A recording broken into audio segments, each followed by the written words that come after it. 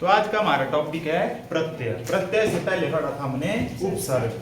ठीक है, उपसर्ग लगते थे शब्द के पहले और प्रत्यय लगते हैं शब्द के अंत में। ठीक है, तो सबसे पहले हमारे पास क्या है आज का टॉपिक, प्रत्यय।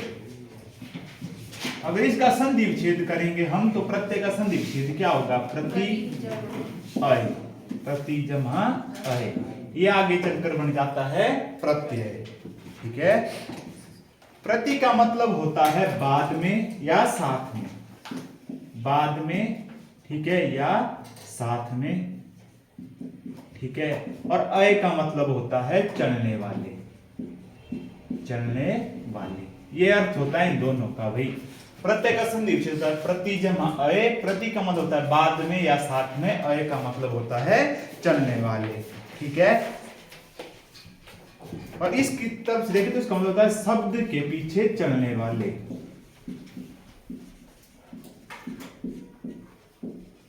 शब्द के पीछे चलने वाले, यह सीधा साधारण सा शब्द। ठीक है, ऐसे शब्द जो किसी धातु या शब्द के पीछे लगते हैं, उनका अर्थ चेंज करते हैं, वो होते हैं हमारे पास प्रत्यय।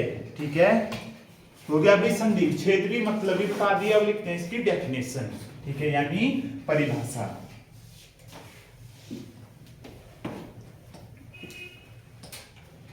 ठीक है, क्या होती है इसकी परिभाषा, जो शब्दांश, जो शब्दांश, ठीक है, शब्दों के अंत में, जो शब्दांश शब्दों के अंत में जुड़कर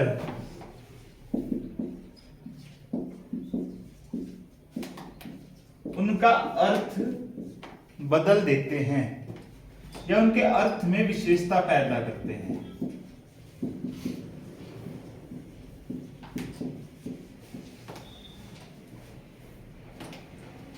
विशेषता या परिवर्तन लाते हैं,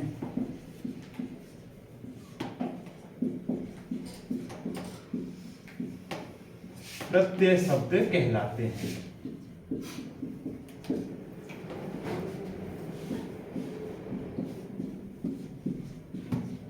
देखो यही डेफिनेशन हमारे पास उपसर्ग की थी, पर उपसर्ग में फर्क यहां था, जो प्रत्यय हमारे अंत में जुड़ते हैं और जो उपसर्ग है वो आदि में, मतलब प्रथम में जुड़ते हैं। ठीक है, अंत का ऑपोजिट होता है आदि। ठीक है, आदि होता है पहले, अंत होता है बाद में। ठीक है, तो ये डेफिनेशन उसकी। जैसे हमारे पास एक शब्द दयालु, क्या है हमारे पास एक शब्द दयालु, सबने सुना है भाई दयालु शब्द। ठीक है, सुना है कि नहीं सुना है। ठीक है, तो इसमें क्या है, दो शब्दों से मिलकर बना है दया जमा, क्या होगा भाई बोलो, दया जमा आलू, दया जमा आलू। ठीक है, दया जमा लू नहीं होगा भाई, दया जमा आलू। तो दया है हमारे पास एक शब्द, इसे हम धातु भी बोल सकते हैं। ठीक है, क्योंकि इससे आगे को बहुत सारे शब्द बनेंगे। और ये जो आलू है हमारे पास, ये क्या है हमारे पास, प्रत्यय है। अब देखो दया में आलू शब्द जुड़ने से इसका अर्थ चेंज हो गया, हुआ कि नहीं हुआ भाई, अर्थ चेंज हो गया और इसकी विशेषता उत्पन्न होगी, विशेषता प्रकट हो गई हमारे पास। ये होता है हमारे पास प्रत्यय। ठीक है, और प्रत्यय के, अब करते हैं हम प्रत्यय के भेद कितने होते हैं। ठीक है, ये तो आ गया प्रत्यय के भेद।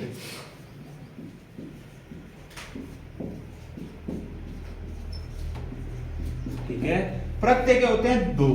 ठीक है, पहला होता है हमारे पास कृत प्रत्यय और दूसरा होगा हमारे पास कौन सा, तद्धित प्रत्यय।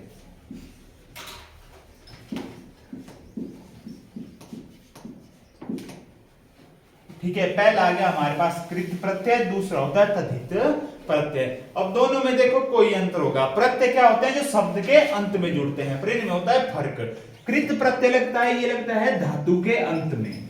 ठीक है, धातु के अंत में, सिर्फ और सिर्फ धातु के अंत में। अब धातु क्या क्या हो गई भी हमारे पास, लिख हमारे पास धातु हो गई, पठ हमारे पास धातु हो गई, जिससे आगे को अनेक शब्द बनेंगे। ठीक है, पर जो हमारे पास तद्धित प्रत्यय है, ये लगता है संज्ञा सर्वनाम और विशेषण के अंत में। किस किस के, संज्ञा सर्वनाम और विशेषण के अंत में,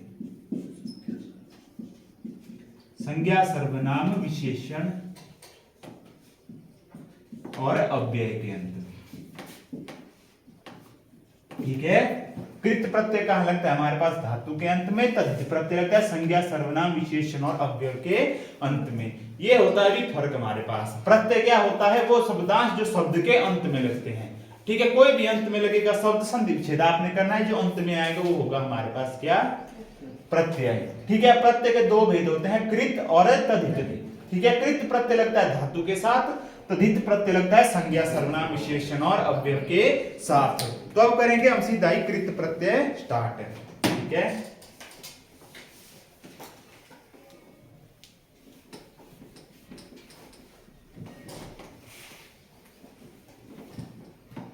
सबसे पहले लिखेंगे कृत प्रत्यय।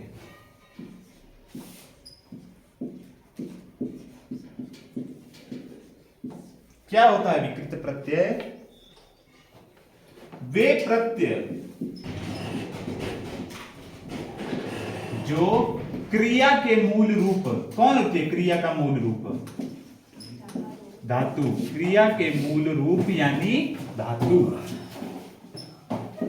ठीक है, क्रिया के मूल रूप यानी धातु में जोड़े जाते हैं।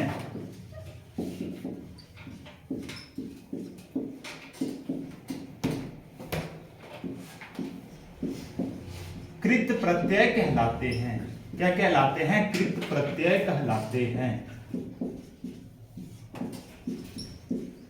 ठीक है, जैसे हमारे पास है धातु एक लिख। ठीक है, जैसे हमारे पास है एक धातु लिख, यह है हमारे पास क्या, धातु है ना, लिख धातु पढ़ी है सबने। एक है पठ धातु, ठीक है, एक है लिख धातु। ठीक है, अब इसमें जोड़ दूंगा मैं शब्द अक, मैंने जोड़ दिया शब्द अक, तो ये क्या बन गया अभी फिर, लेखक। क्या बनेगा ये, लेखक। ये संधि विच्छेद में पढ़ाया है भी, आपको पढ़ाया है कि नहीं पढ़ाया है। लेख है हमारे पास धातु, क्या है लेख, लिख धातु, और इसमें जोड़ा हमने कौन सा, कृत प्रत्यय अक, तो आगे को शब्द क्या बन गया हमारे पास, लेखक। तो इससे क्लियर हुआ हमारे पास जो कृत प्रत्यय होते हैं वो धातु के अंत में जुड़ते हैं। ठीक है, क्या जुड़ते हैं, धातु के अंत में। जैसे अगला शब्द धातु है हमारे पास पढ़। ठीक है, अब इसमें जोड़ दिया मैंने आगे को शब्द आई, मैंने क्या जोड़ दिया शब्द आई, तो ये क्या बन गया भाई हमारे पास, पढ़ाई। ठीक है, तो ये भी हमारे पास धातु थी, ये प्रत्यय था, आगे चलकर क्या बन गए, पढ़ाई। इसकी विशेषता और इसके अर्थ में परिवर्तन हो गया, हुआ कि नहीं हुआ भाई।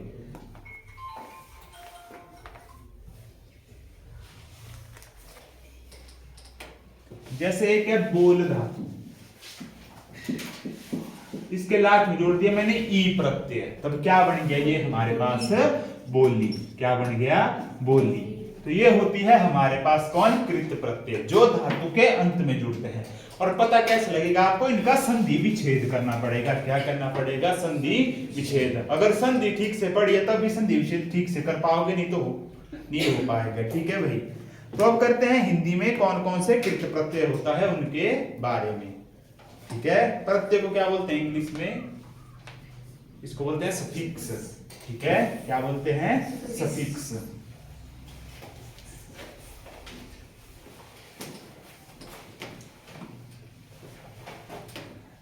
ठीक है, तो लिखेंगे आप प्रत्यय धातु और उनका उदाहरण क्या होगा। ठीक है, हिंदी में कृत प्रत्यय, तो सबसे पहले लिख लेंगे हम प्रत्यय। आगे चलकर वो किस किस धातु के साथ जुड़ेंगे, मूल शब्द या धातु।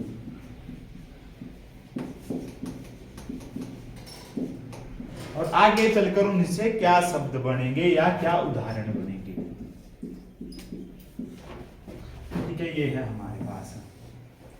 ठीक है, सबसे पहला प्रत्यय है हमारे पास अक्कड़। क्या है हमारे पास, अक्कड़।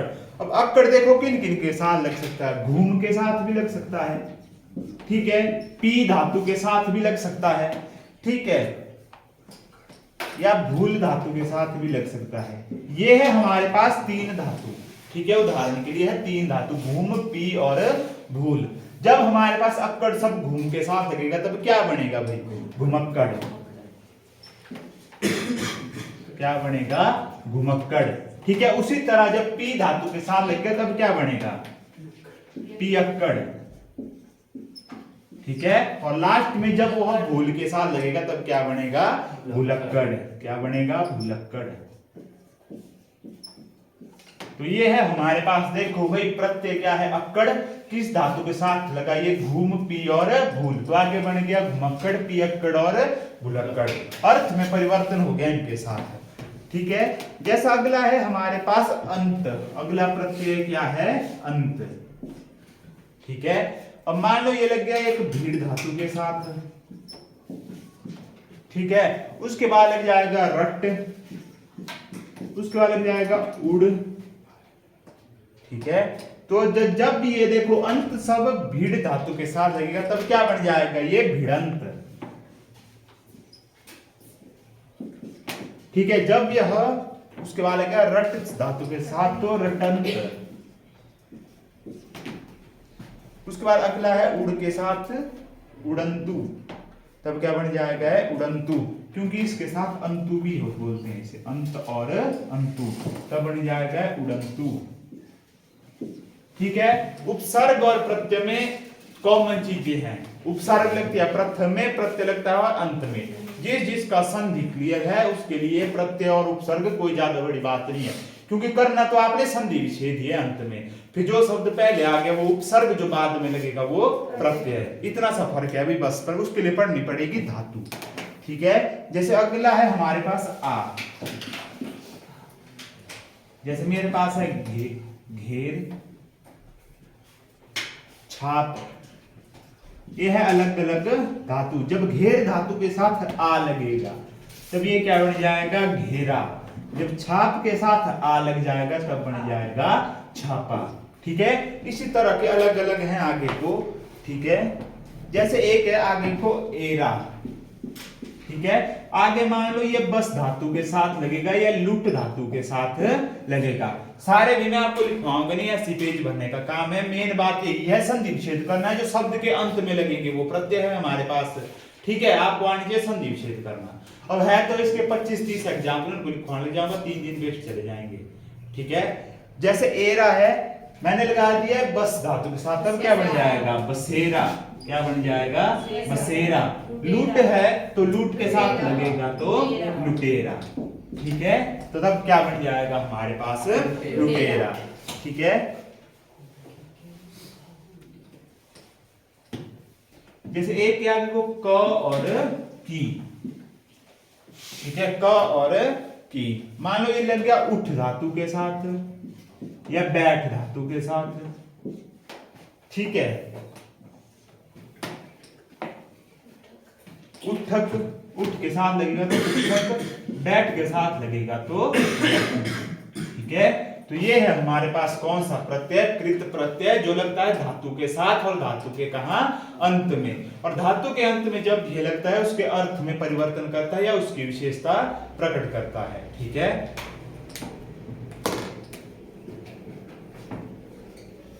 लिख लिया भाई? यस।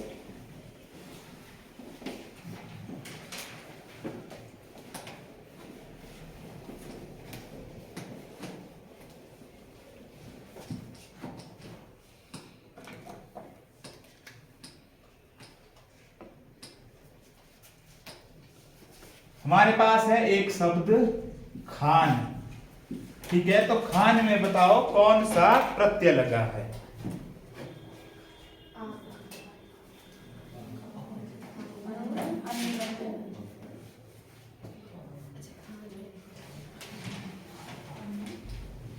हमारे पास है शब्द खान। खान में कौन सा प्रत्यय लगेगा? एक धातु होगी, धातु के अंत में प्रत्यय लगेगा, ठीक है। खान है तो खा है हमारे पास क्या? धातु। खान बनाएंगे जब जोड़ेंगे हम नौ, तो नौ क्या आ गया हमारे पास? प्रत्यय आ गया। इतनी सी बात याद रखनी है, आगे को एक धातु होगी उसके पीछे प्रत्यय लगेगा, ठीक है। जैसे एक और शब्द है आगे को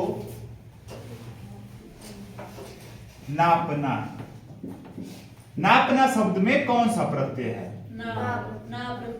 ठीक है। तो क्या हो जाएगा इसका? नाप जमा ना, ठीक है। तो जो ना होगा ये होगा हमारे पास कौन सा प्रत्यय होगा? कृत प्रत्यय, ठीक है।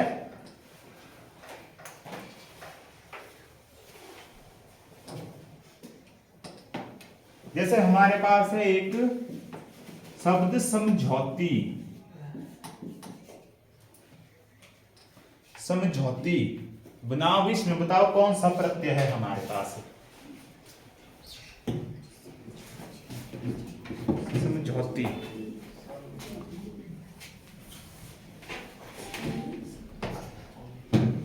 भाई पहले शब्द बनाना है आपने धातु। धातु बन जाएगा हमारे पास समझ। समझ जमा औती होगा कि नहीं होगा, संधि विच्छेद, तो औती क्या होगा हमारे पास, कृत प्रत्यय। ठीक है, सीधा सीधा पता लग रहा है भाई। एक शब्द है हमारे पास अगला फांसी।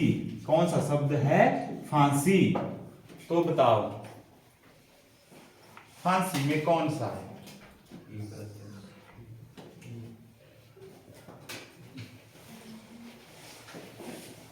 तो इससे क्या बनेगा भाई, फांस। ठीक है, फांस है धातु जमा ई, तो ई प्रत्यय है यहां पे। ठीक है,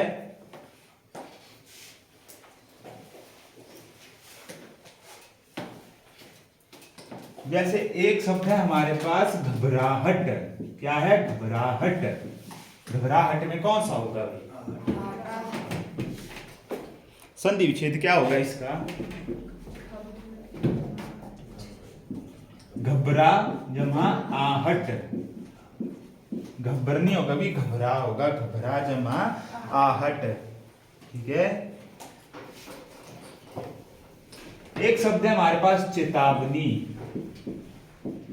क्या है शब्द, चेतावनी। तो चेतावनी में मैं बताओ कौन सी होगी,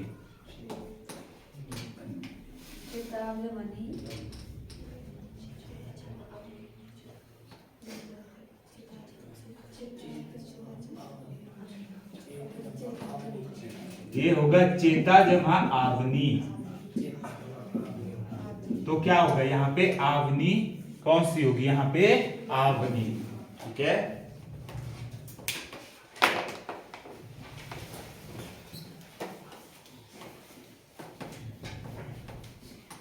जैसा अगला शब्द है चढ़ान।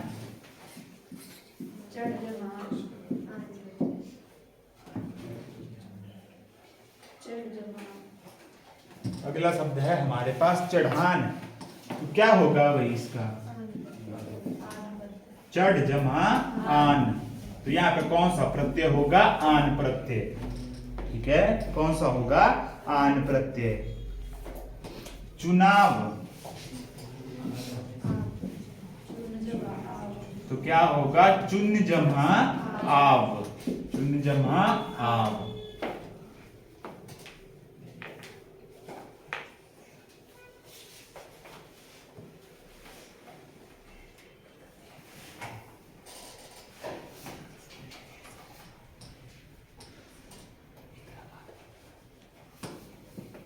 टिकाऊ शब्द है अगला, टिकाऊ। क्या है अगला शब्द हमारे पास है, टिकाऊ।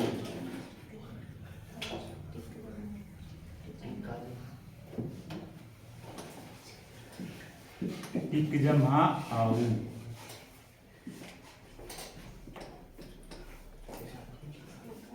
टिक जमा आऊ।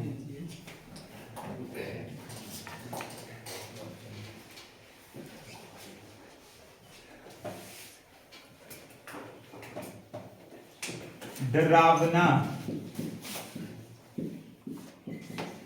क्या है अगला शब्द, डरावना। डर जमा आवना। डर जमा आवना। ठीक है,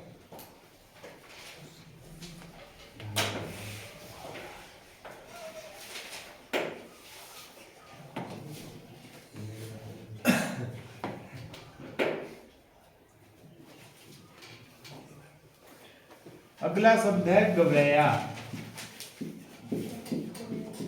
गवैया,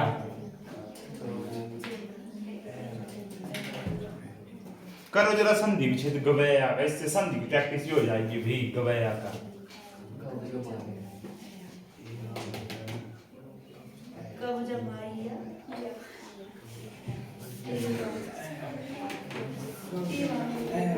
गप कोई धातु है भी, गप से कौन सा शब्द बनाएगा, ग भी कोई बात नहीं है, ग शब्द है।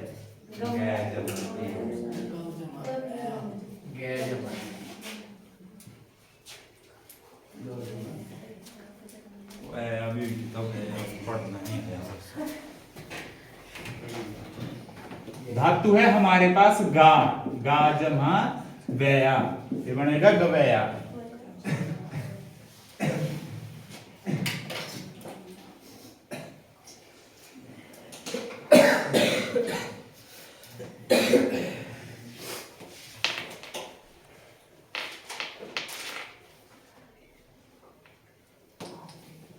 खपत, अगला शब्द है हमारे पास खपत।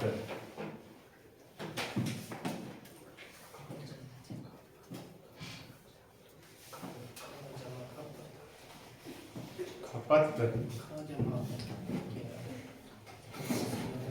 ख कोई होता है, खप होता है, खप जमा त, ये बनेगा खपत। साहिल बाबू फोन कर दे बंद।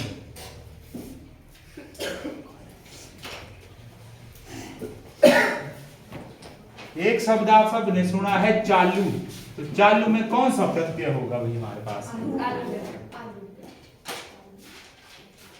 च जमा आलू, च कौन सी है भाई? चा जमा आलू,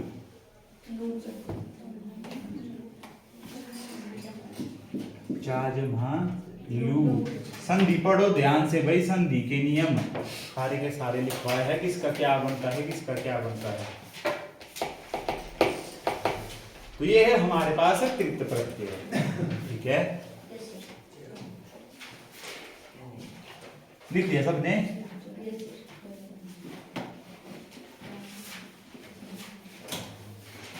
देखो मेन होती है सब में संधि, जो प्रत्यय और उपसर्ग है उनमें होती है मेन संधि।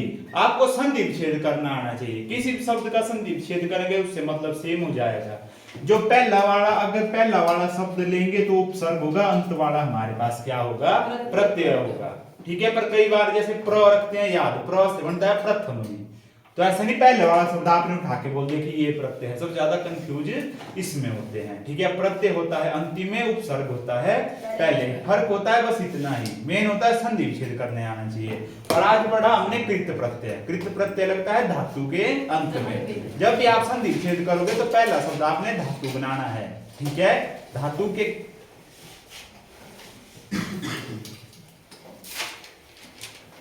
जैसे एक बताओ इसका क्या होगा? छुट्टी,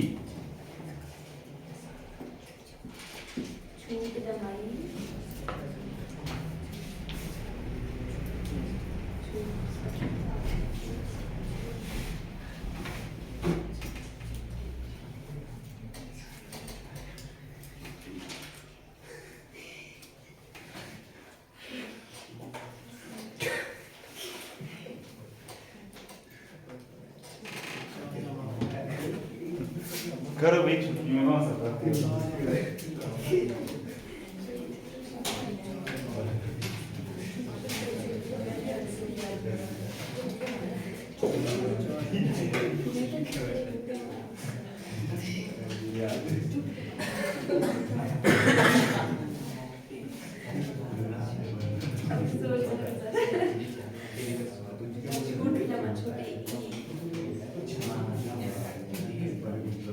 क्या होगा छुट्टी में?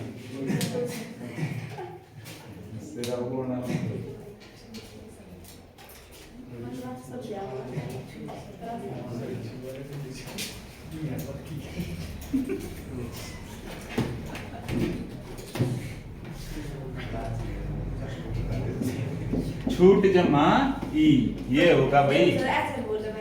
वो बोला तो कोई कुछ ना, ये बोला, ठीक है। तो ये होता है हमारे पास क्या?